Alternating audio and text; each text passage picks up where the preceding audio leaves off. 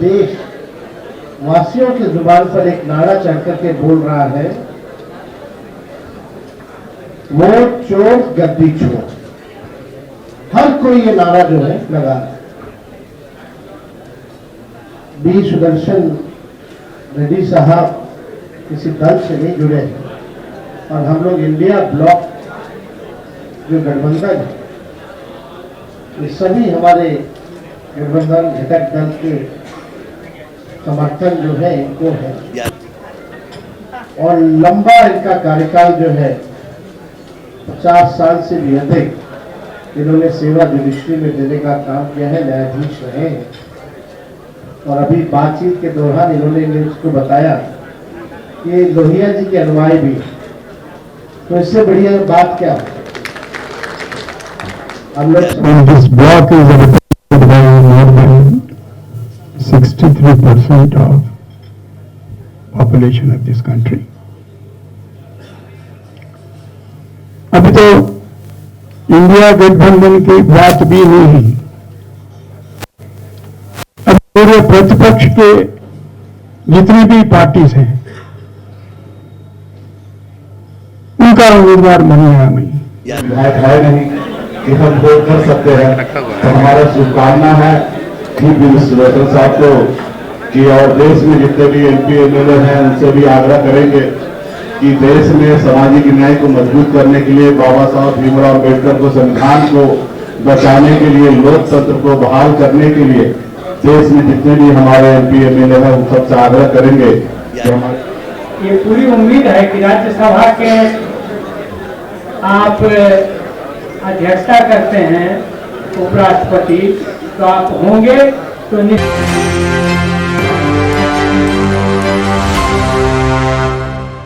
नमस्कार, मैं राहुल कुमार, आप देख रहे हैं एक न्यूज़ 24। इस वक्त मौजूद हूँ मैं मौर्य होटल में। आज उपराष्ट्रपति की बैठक थी जिसमें पटना बुलाए गए थे। बी.आर. सुदर्शन रेड्डी जो आए हुए थे उपराष्ट्रपति के उम्मीदवार हैं और लगातार महागठबंधन की तरफ से, अलायंस की तरफ से उम्मीदवार उतारे गए हैं। और देखिए क्या कुछ कहते नजर आ रहे हैं तमाम यहाँ पे वरिष्ठ नेता और तेजस्वी यादव भी मौजूद, और क्या कुछ कहते नजर आ रहे हैं पर वीडियो को सुने। आज विशेष प्रेस कॉन्फ्रेंस हो रहा है और लोकतंत्र की जननी बिहार में हम सबसे पहले बी सुदर्शन रेड्डी साहब का स्वागत करते हैं, इनका अभिनंदन करते हैं। और क्योंकि बिहार लोकतंत्र की जननी है और लगातार एनडीए के लोग, भाजपा के लोग लोकतंत्र की जननी से ही लोकतंत्र को खत्म करने का प्रयास करते हैं। हम बिहार के लोग अभी यात्रा पे राहुल गांधी जी हम सब लोग गए थे और अपार समर्थन, प्यार, विश्वास बिहार की जनता ने इस यात्रा में जुड़ करके जताने का काम किया। और आप देखेंगे बुजुर्ग हो, नौजवान हो, युवा हो, महिला हो, बच्चे हो, अब हर एक बिहार की के जुबान पर ही नहीं बल्कि हर एक देश वासियों की जुबान पर एक नारा चढ़ करके बोल रहा है, वोट चोर गद्दी चोर। हर कोई ये नारा जो है लगा रहा है। बी सुदर्शन रेड्डी साहब किसी दल से नहीं जुड़े हैं और हम लोग इंडिया ब्लॉक जो गठबंधन है, ये सभी हमारे गठबंधन घटक दल के समर्थन जो है इनको है और लंबा इनका कार्यकाल जो है 50 साल से भी अधिक इन्होंने सेवा जुडिशरी में देने का काम किया है, न्यायाधीश रहे हैं। और अभी बातचीत के दौरान इन्होंने मुझको बताया कि लोहिया जी के अनुयायी भी, तो इससे बढ़िया बात क्या है।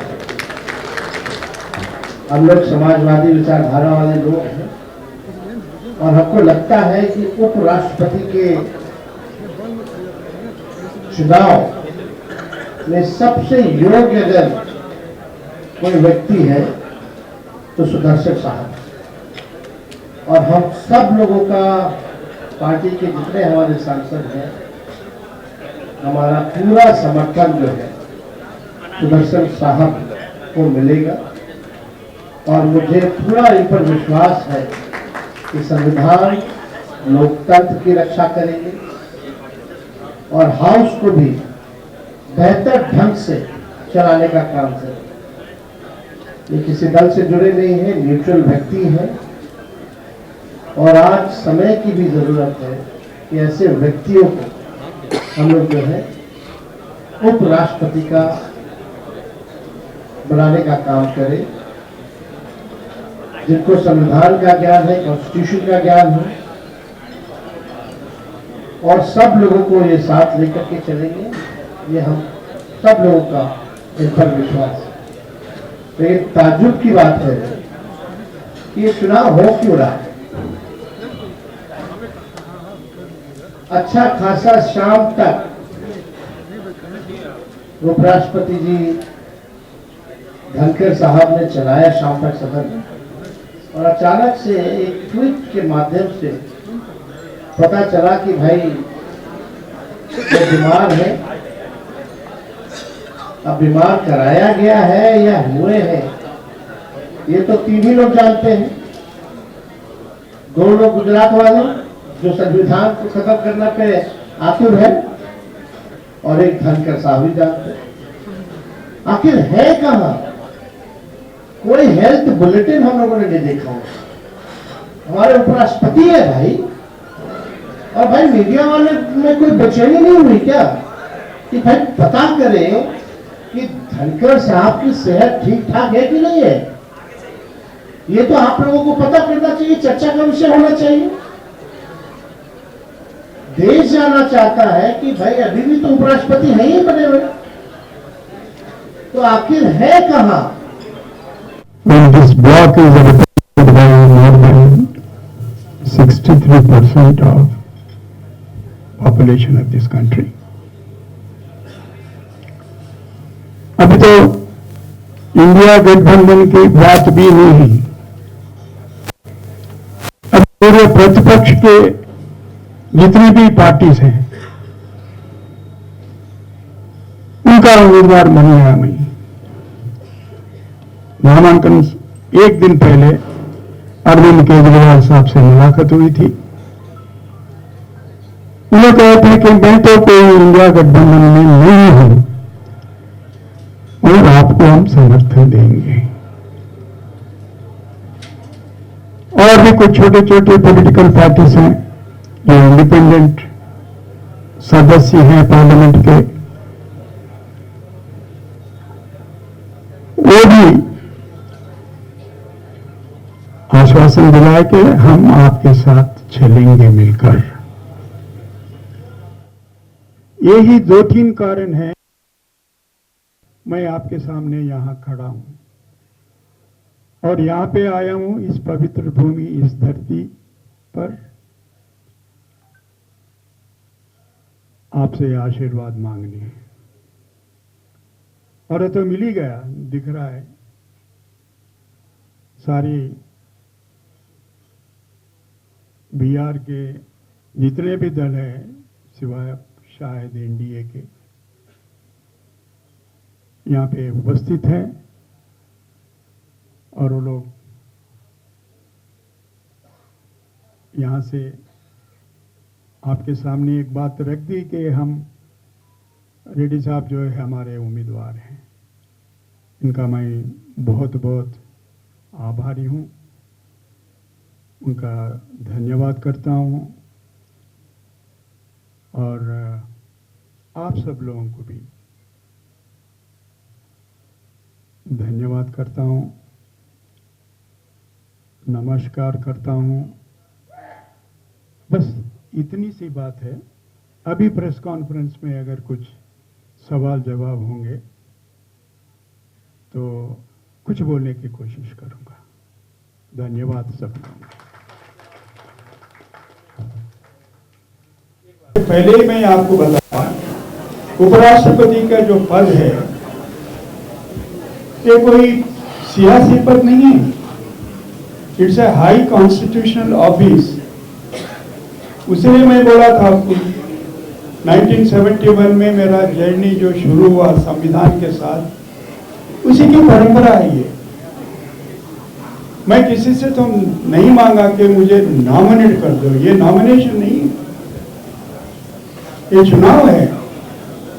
चुनाव में उनके तरफ से मैं उम्मीदवार हूं और आप मुझे पूछ रहे कि न्यायाधीश जो है कोई पद पर नहीं आना, ऐसा तो नहीं है।